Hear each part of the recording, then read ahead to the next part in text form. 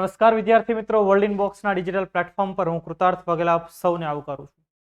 જો દોસ્તો, આપણે જે કરંટ ભણીએ છીએ, અમારો એવો હંમેશા પ્રયત્ન રહેતો હોય કે ભાઈ તમને સીધું અહીંયા જ યાદ રહી જાય. તમે એકવાર કે બે વાર રિવિઝન કરો તો સીધું તમને યાદ રહી જાય, પરીક્ષાની અંદર તમે રિકોલ પણ કરી શકો. આપણે એ રીતે કરંટ ભણવું છે, એટલે તમારે લોકોએ થોડીક સાથે તૈયારી એવી પણ રાખવાની. બીજું, તમને આ પીડીએફ પણ મળી જતી હોય છે. આખી પીપીટીની પીડીએફ વર્લ્ડ ઇન બોક્સની ચેનલમાં તમને મળી જતી હોય છે. ક્લિયર? તો આપણો વધારે સમય આપણે પસાર ન કરતા શરૂ કરીએ આજની આપણી પહેલી મેટર. તો જોઈએ કે ગાંધીનગરમાં યોજાય 49મી ડેરી ઇન્ડસ્ટ્રીઝ કોન્ફરન્સ. હવે ડેરી ઉદ્યોગ ભારતની અંદર ખૂબ મહત્વનો ઉદ્યોગ છે, કેમ કે ભારત પશુપાલકોનો દેશ છે.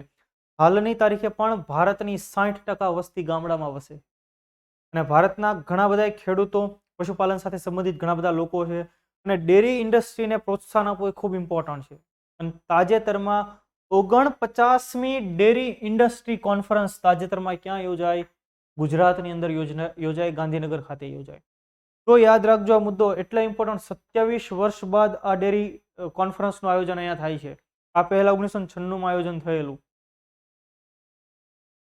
તો આટલા વર્ષો પછી કોઈ ઇવેન્ટ ગુજરાતની અંદર યોજાય તો ઇમ્પોર્ટન્ટ. બીજું, ડેરી ઇન્ડસ્ટ્રીમાં ગુજરાત આગળ છે, કેમ કે આપણી પાસે અમૂલ છે, બરાબર. મેરે પાસ ગાડી હે, બંગલા હે, બરાબર. તો ગુજરાત પાસે શું? તો ગુજરાત પાસે અમૂલ છે, Anand milk union limited, cooperative ફિલ્ડની અંદર એક બહુ મોટું નામ. તો આટલા માટે થઈને આવી ડેરી ઇન્ડસ્ટ્રીઝ આપણા માટે important. National dairy development board, એનું હેડક્વાર્ટર ક્યાં આવેલું છે? મુદ્દો મેં તમને હમણાં જ ભણાવેલો છે, એક લેક્ચરની અંદર ભણાવ્યો છે. ખાસ તમે કમેન્ટ કરો કમેન્ટ બોક્સની અંદર. ઓલા સવાલો જે ભણ્યા આપણે એમાં ભણ્યા હતા એટલા માટે, બરાબર. તો જો 16 થી 18 માર્ચ ઇન્ડિયન ડેરી એસોસિએશનની 49મી કોન્ફરન્સ કેટલામી હતી એ પણ યાદ રાખો. જો 49મી કોન્ફરન્સ છે, બરાબર, જે હેલિપેડ એક્ઝિબિશન ગ્રાઉન્ડ ગાંધીનગર આપણા કેપિટલની અંદર યોજાનું આ કોન્ફરન્સ યોજાય, જેનું ઉદ્ઘાટન કર્યું હતું કેન્દ્રીય મત્સ્ય ઉદ્યોગ, પશુપાલન અને ડેરી ઉદ્યોગ મંત્રી પરસોત્તમ રૂપાલા સાહેબે.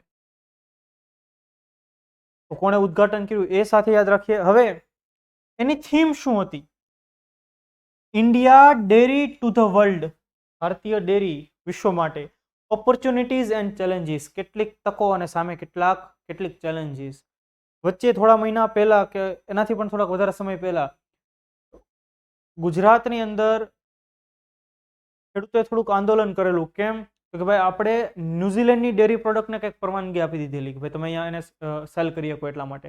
હવે ન્યુઝીલેન્ડ ડેરી પ્રોડક્ટમાં ખૂબ આગળ પડતો દેશ છે, એના કારણે કોમ્પિટિશન ખૂબ વધી જાય. એ મુદ્દો પણ ચર્ચામાં ખાસ રહેલો, બરાબર. તો ભારતની ડેરી પ્રોડક્ટને વર્લ્ડ લેવલની બનાવવા માટે થઈને ખાસ આ બધા આયોજનો થતા હોય છે. એટલે આ 49મી કોન્ફરન્સ ઇમ્પોર્ટન્ટ. એની થીમ હજી એકવાર કહી દઉં, યાદ રાખી લો.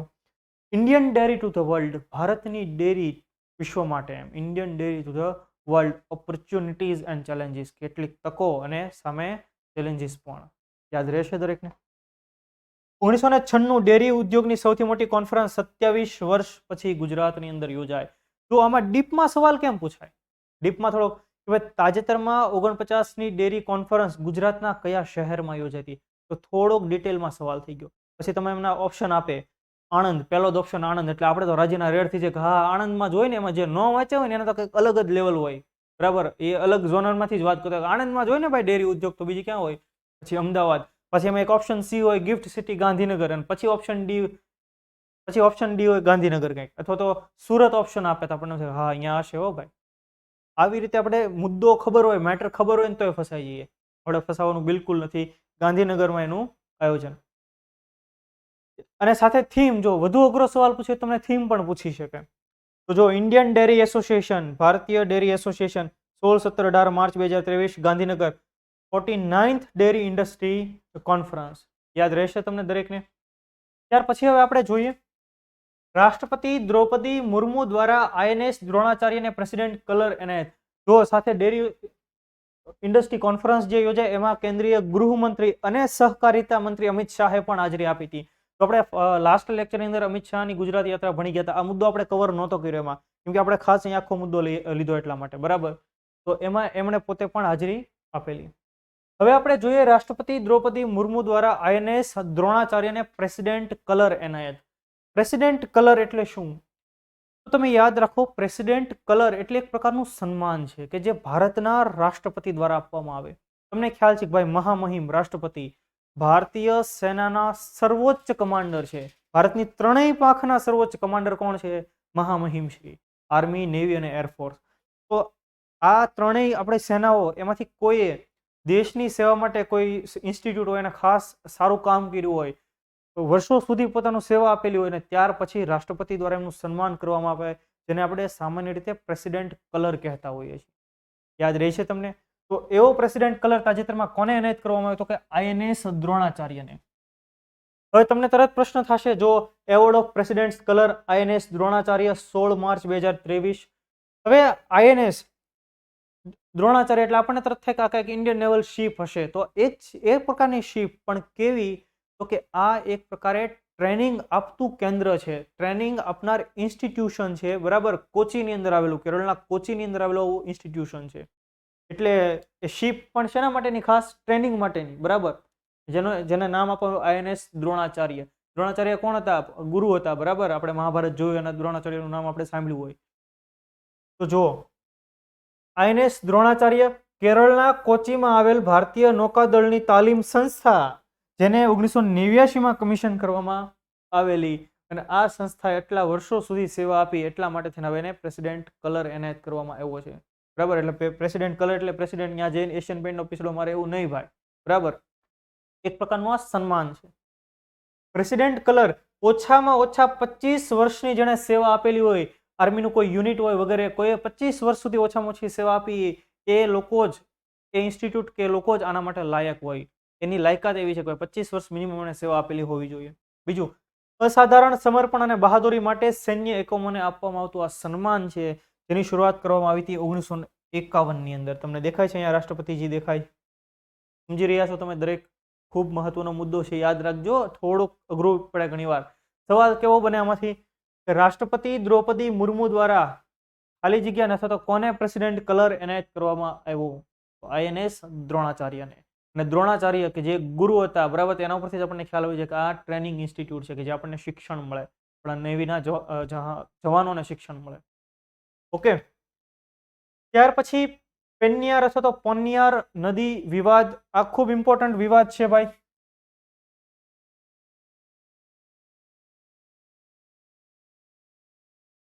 ચાલો, આ આપણો ભારતનો મેપ. અહીંયા આપણું રાજ્ય છે કેરલા. કેરલાનું કઈ આપણે કામ નથી ભાઈ. અને અહીંયા આપણું એક રાજ્ય છે જેને આપણે કહીએ છીએ કર્ણાટકા. અને અહીંયા છે તમિલનાડુ. હવે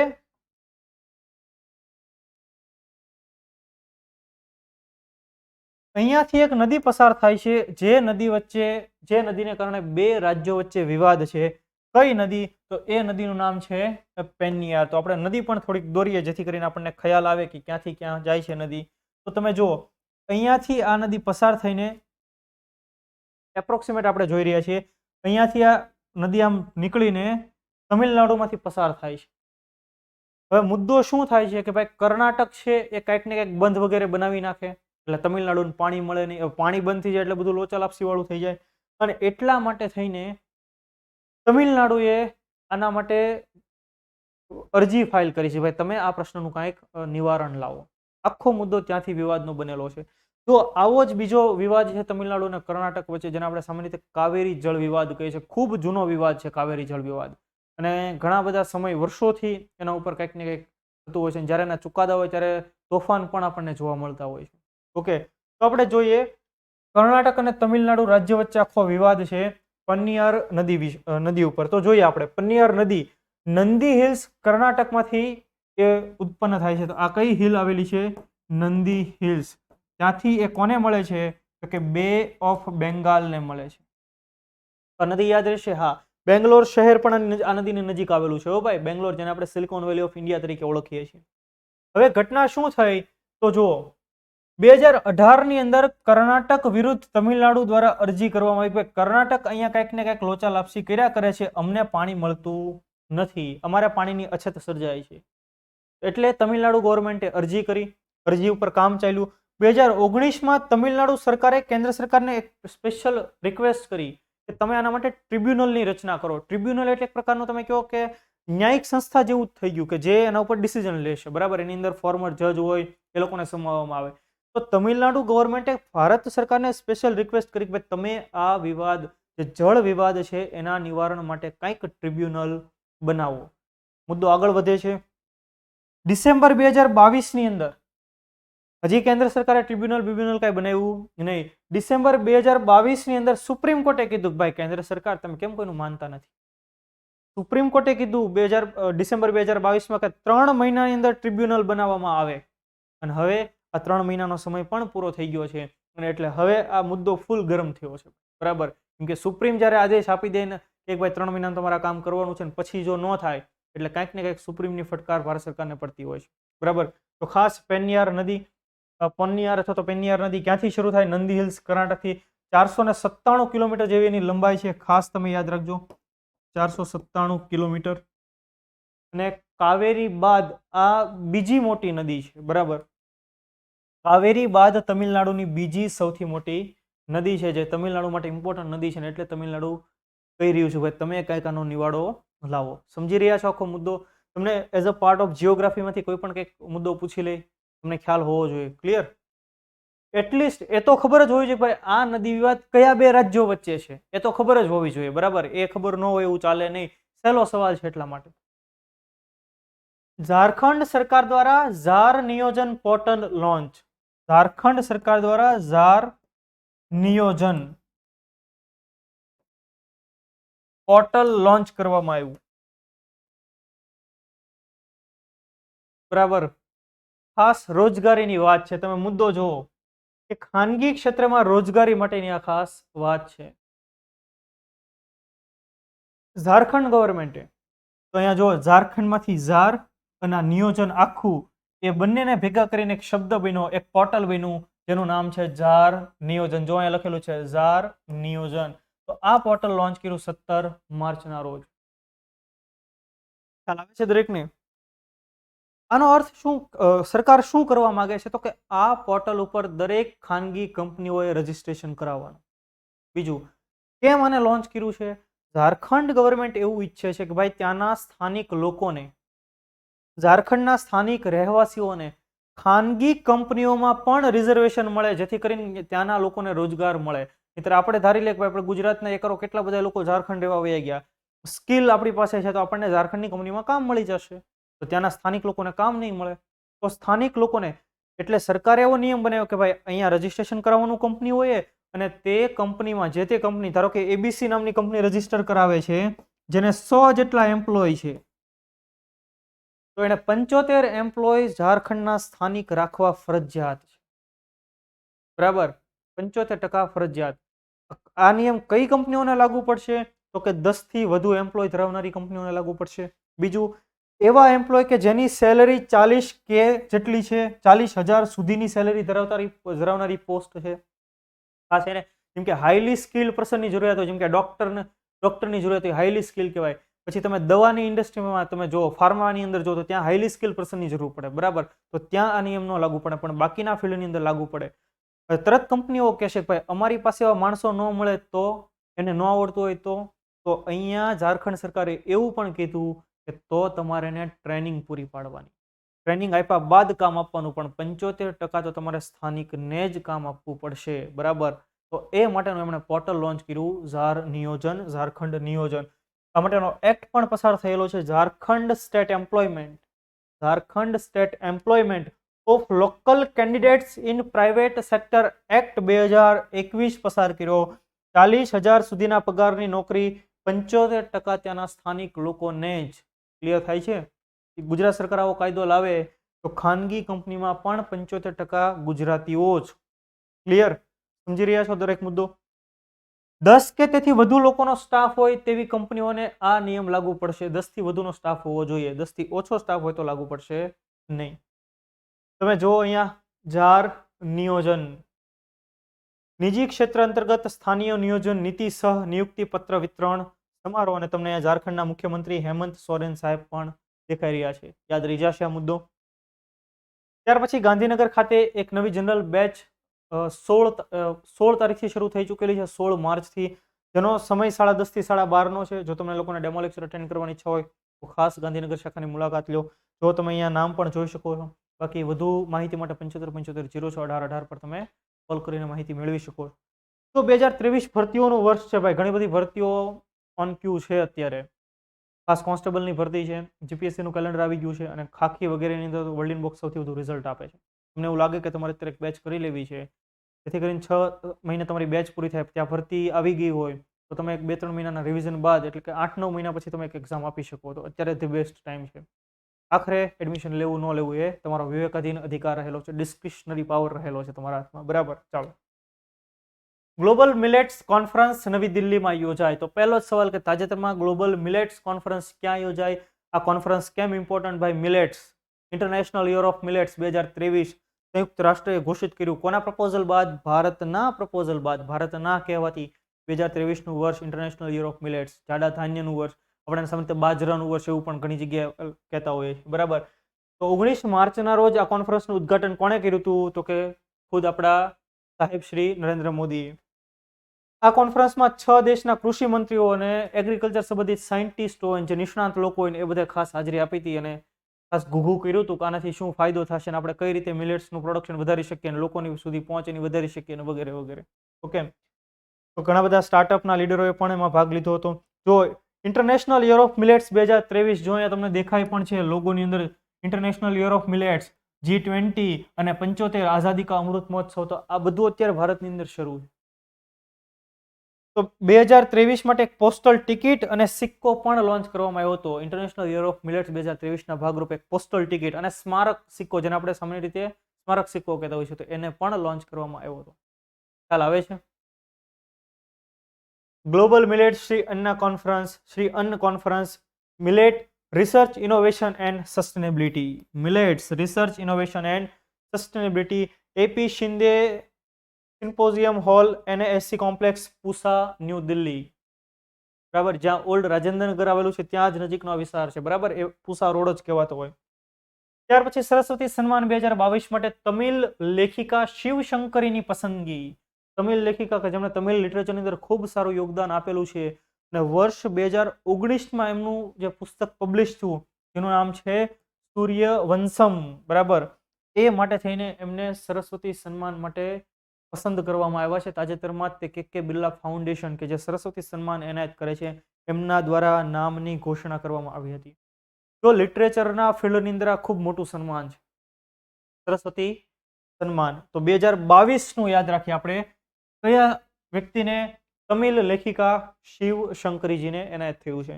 જોઈએ આપણે 2019 સૂર્યવંશમ આપણે જોયું. સરસ્વતી સન્માન જોઈ લઈએ. 1991માં કે બિરલા ફાઉન્ડેશન દ્વારા એની સ્થાપના કરવામાં આવી. કોઈ પણ ભારતીય ભાષામાં લખાયેલ, યાદ રાખો, કોઈ પણ ભારતીય ભાષામાં લખાયેલ અને છેલ્લા 10 વર્ષો દરમિયાન પ્રકાશિત થયેલ ઉત્કૃષ્ટ સાહિત્ય કૃતિને દર વર્ષે આ પુરસ્કાર એનાયત કરવામાં આવે છે. કોઈ પણ ભાષા અને છેલ્લા 10 વર્ષમાં પ્રકાશિત કૃતિને જ મળે. ક્લિયર? આ કૃતિ ક્યારે પબ્લિશ થઈ? 2019માં. પુરસ્કાર અંતર્ગત એક પ્રશસ્તિ પત્ર મળે, એક તકતી મળે અને હવે એ તો બરાબર, અમને રોકડામાં રસ છે. 15 લાખ રોકડા મળશે ભાઈ. કેટલા રોકડા? સરસ્વતીનું નામ લઈને 15 લાખ રોકડા આપણે લઈ લેવાના સરસ્વતી સન્માન અંતર્ગત. બરાબર.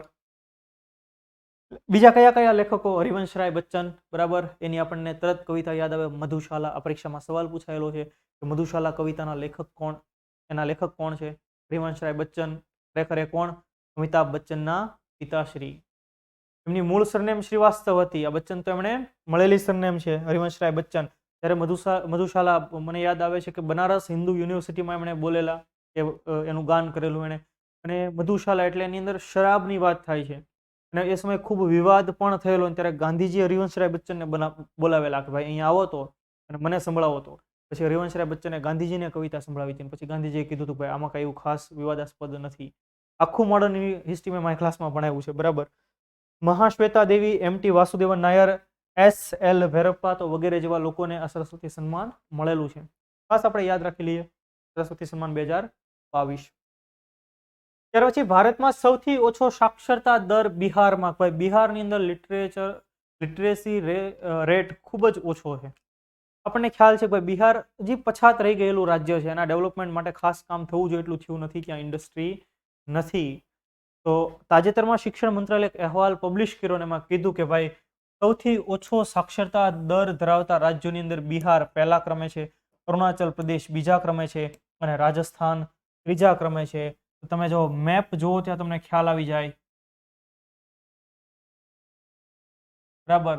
તો અહીંયા બિહાર પહેલા ક્રમે, અરુણાચલ પ્રદેશ બીજા ક્રમે, કેમ કે આ અરુણાચલ પ્રદેશ એ બીજા ક્રમે અને અહીંયા રાજસ્થાન ત્રીજા ક્રમે.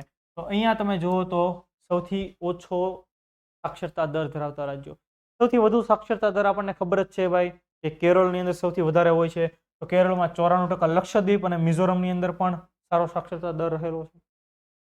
ગ્રામીણ ભારતમાં સાક્ષરતા દર 67.77%, જ્યારે શહેરી ભારતમાં 84.11% જેવો ગ્રામીણ ભારતમાં બટો બેસ છે ઓછો રહેતો હોય છે. શહેરી ભારતમાં આપણને વધુ જોવા મળતું હોય છે. ગુજરાતની શું પરિસ્થિતિ છે?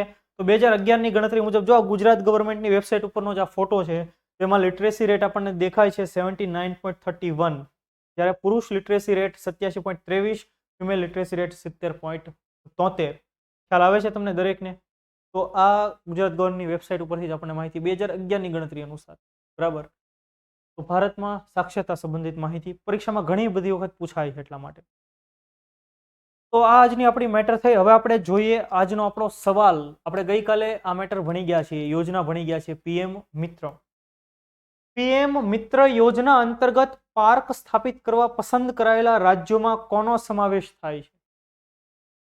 પીએમ મિત્ર યોજના અંતર્ગત પાર્ક સ્થાપિત કરવા પસંદ કરાયેલા રાજ્યોમાં કોનો સમાવેશ થાય છે? પંજાબ, તમિલનાડુ, ગુજરાત કે મહારાષ્ટ્ર? તમારે સાચો જવાબ કમેન્ટ બોક્સની અંદર કમેન્ટ કરવાનો છે.